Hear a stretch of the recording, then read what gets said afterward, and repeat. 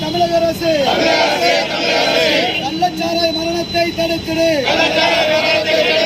காத்திடு காத்திடு காத்திடு காத்திடு தமிழக மக்களை காத்திடு. தமிழ்நாடு வியாபாரி சங்க மாநில பொதுச் செயலாளர் கேசி ராஜா பேசுகிறேன். எங்கள் மாநில தலைவர் முத்துக்குமாரன் ஆச்சு கோயில்பட்டியில் அவர் இந்த ஆர்ப்பாட்டம் பண்ணிட்டுருக்காரு. இது தமிழ்நாடு முழுக்க நடந்துகிட்ருக்கு. சென்னையில் ராஜரத்ன ஸ்டேடியத்திட்ட நடந்துகிட்ருக்கு. மதுரையில் மைக்கேல் ராஜ் தலைமையில் நடந்துகிட்ருக்கு.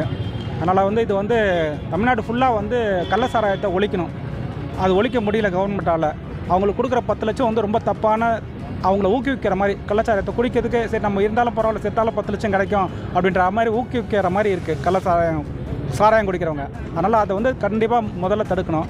அதுக்கு பதிலாக கள்ளுக்கடை அரசாங்கமே எடுத்து நடத்தணும். அரசாங்கம் ஏற்கனவே கள்ளுக்கடை நடத்தியிருந்தது தான், புதுசு இல்லை, ஏற்கனவே நடத்தியிருந்தது எம்ஜிஆர் அரசாங்கத்தில். அதனால் அதில் கண்டிப்பாக கள்ளுக்கடை திறக்கணும். தமிழ்நாடு ஃபுல்லாக அரசாங்கமே திறக்கணும். அதனால் எந்த பாதிப்பும் இல்லை. அதனால் நல்லது தான், உடம்புக்கு நல்லது தான், கெடுதி எதுவும் கிடையாது. கள்ளு திறக்கிறதுனால பனைமரங்கள்லாம் தமிழ்நாட்டில் அதிகமாகும்.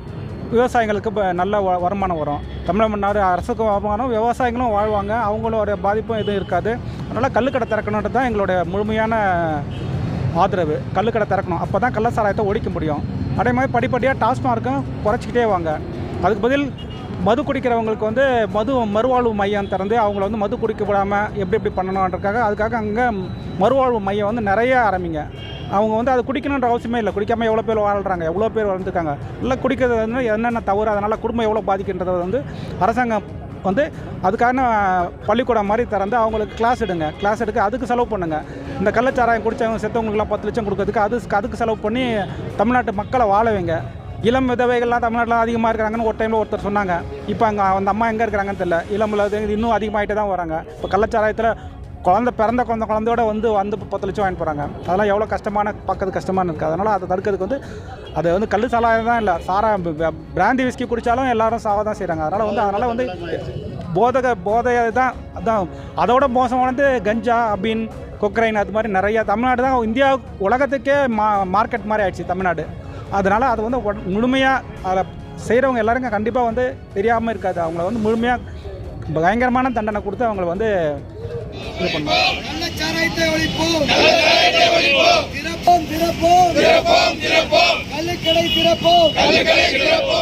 இன்றைய தினம் தமிழ்நாடு வியாபாரிகள் சங்க பேரவையின் சார்பாக மாபெரும் கண்டன ஆர்ப்பாட்டம் தமிழகம் தழுவிய நிலையில் நடைபெற்றுக் கொண்டிருக்கிறது. கோவையில் எங்களது மாநில பொதுச் செயலாளர் கேசி ராஜா அவர்கள் தலைமையிலும் இன்றைய தினம் ஆர்ப்பாட்டம் நடைபெற்றுக் கொண்டிருக்கிறது. கள்ளச்சாராயத்தை ஒழிக்க வேண்டும், கள்ளுக்கடைகளை திறக்க வேண்டும். இதுதான் எங்களது தமிழ்நாடு வியாபாரிகள் சங்க பேரவையின் முக்கியமான கோரிக்கை. அந்த கள்ளச்சாராய மரணத்தில் ஏற்படும் குடும்பங்களுக்கு வழங்கப்படும் இழப்பீடு தொகைகள் அந்த கள்ளச்சாராயம் விற்றவர்களின் குடும்பத்திலிருந்தும் அவர்களது பணத்திலிருந்தும் அந்த இழப்பீடு தொகைகளை வழங்க வேண்டும். அது மாறாக பொதுமக்களின் வரிப்பணத்திலிருந்து வழங்கக்கூடாது என்பதும் எங்களது தாழ்மையான கோரிக்கை. அடுத்தபடியாக இன்றைய சினிமா துறையில் நமது புகைப்பட காட்சிகளையும் புகை பிடிக்கும் காட்சிகளையும் மதுபானம் அருந்தும் காட்சிகளையும் முற்றிலுமாக தடை செய்வதன் மூலம் வருங்கால இளைய தலைமுறைகள் கெட்டுப்போவதிலிருந்து காக்க முடியும். எனவே அரசு அதிகாரிகள் அதையும் கவனத்தில் வைத்து அந்த மது பழக்கத்திற்கு முற்றிலும் ஒழிக்கும் வகையில் அந்த காட்சிகளை நீக்க வேண்டும் என்ற கோரிக்கைகளையும் நாங்கள் எங்கள் பேரவையின் சார்பாக வைத்துக்கொள்கிறோம். வாழ்க சுதேசி வணிகம், வளர்க சுதேசி வணிகம், வாழ்க தமிழ்நாடு வியாபாரிகள் சங்க பேரவை. நன்றி.